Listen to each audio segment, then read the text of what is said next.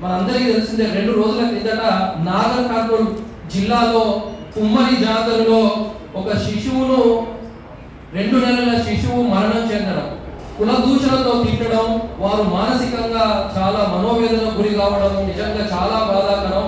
ఈ ఘటన చాలా బరువెక్కింది, ఉదయం బరువెక్కిన విషయం తెలియజేస్తూ ఒక్క 2 నిమిషాలు వారికి మౌనం పాటించి కార్యక్రమాన్ని మొదలు పెట్టాలని నేను ఈ సందర్భంగా తెలియజేస్తున్నాను.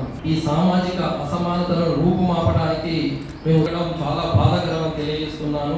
ఎందుకంటే నాగర్ కర్నూల్లో ఒక కుమ్మరి జాతర జరుగుతున్న క్రమంలో రజక కులస్తులపై ఆధిపత్య కులాలు దాడి చేసిన ఘటన, ఆ క్రమంలోనే 2 నెలల పాప చనిపోవడం అనేది నిజంగా చాలా మనోవేదన గురి చేసే ఘటన, హృదయం బరువెక్కే ఘటన.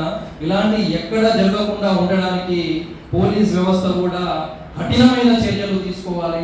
ఇలాంటి పునరావృతం కాకుండా కట్టుదిట్టమైన చర్యలు తీసుకోవాలి. ఎవరైతే వారి కుటుంబానికి కూడా తెలంగాణ రాష్ట్ర ప్రభుత్వం అండగా నిలబడాలి, ఆర్థిక సహాయం అందించాలని నేను కోరుతున్నాను.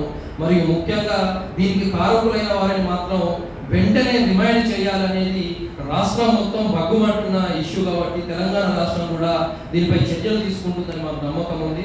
వెంటనే ఈ కారకులను రిమైండ్ చేయాలని నేను సోమాజిగూడ ప్రెస్ క్లబ్ నుంచి నేను విజ్ఞప్తి చేస్తా ఉన్నాను.